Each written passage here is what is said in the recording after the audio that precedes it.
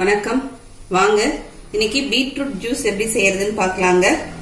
நம்ம எல்லாருக்குமே தெரியும் பீட்ரூட் வந்து ஹீமோகுளோபின் இன்க்ரீஸ் பண்ணுன்ட்டு பீட்ரூட்டு கியூப்ஸா பொடிசா கட் பண்ணிட்டு இந்த மாதிரி கட் பண்ணி ஒரு கப் எடுத்து வச்சிருக்கேன்.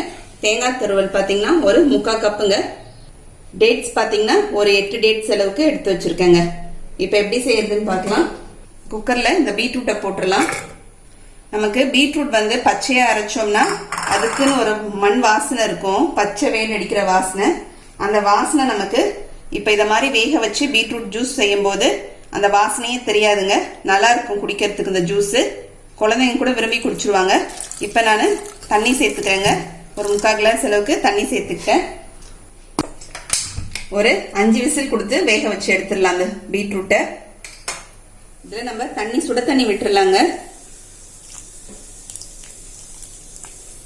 சுட தண்ணி விட்டுட்டு இதை ஊற வச்சிடலாம். அது வேகிறதுக்குள்ள இதுவும் ஊறிடும். இந்த தேங்காயில 3 ஏலக்காய் சேர்த்துக்கிறேன். சேர்த்து இது பாலா புழிஞ்சி நம்ம எடுத்துக்கலாம்.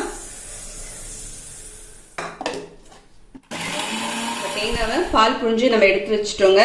இப்ப பீட்ரூட்டும் வெந்துருச்சு பாருங்க. இப்ப இதை மிக்சியில் சேர்த்துக்கலாம்.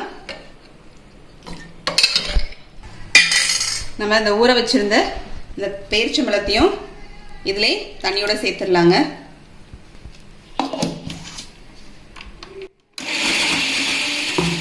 இப்ப பீட்ரூட்டும் அந்த டேட்ஸும் சேர்த்து அரைச்சோம். நல்லா அரைப்பட்டுருச்சு பாருங்க. இந்த பாத்திரத்துல இந்த தேங்காய் பால் விட்டுக்கிறேங்க. ஸ்வீட்டுக்கு நமக்கு தகுந்த மாதிரி நாட்டு சக்கரை எடுத்து வச்சிருக்கேன். நாட்டு சக்கரை சேர்த்துக்கிறேன். நமக்கு எவ்வளவு ஸ்வீட் வேணுமோ அந்த அளவுக்கு சேர்த்துக்கலாங்க. நான் ஒரு 3 ஸ்பூன் அளவுக்கு போட்டிருக்கேன். இப்ப இந்த ஜூஸை நம்ம இதுல விட்டுடலாம்.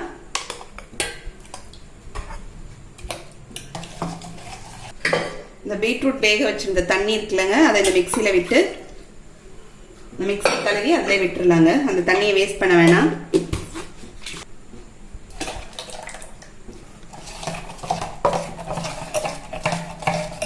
இந்த மாதிரி ஜூஸ் பண்ணோம்னா வேக வச்சு அந்த பீட்ரூட்டோட ஸ்மெல்லே வராதுங்க. அந்த பச்சையோட வாடை வராம நல்லா இருக்கும் இந்த ஜூஸ். அதுவும் இந்த தேங்காய் பாலோட நம்ம சேர்ந்து குடிக்கும் போது ரொம்பவே நல்லா இருக்குங்க. இப்ப நம்ம ஜூஸை ஊத்திடலாங்க.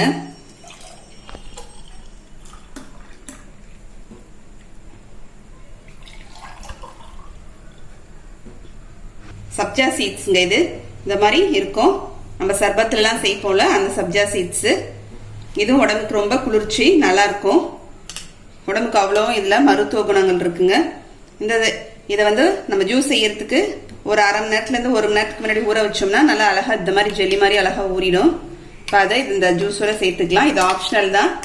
வேணா சேர்த்துக்கலாம், வேணானா விட்டுறலாங்க.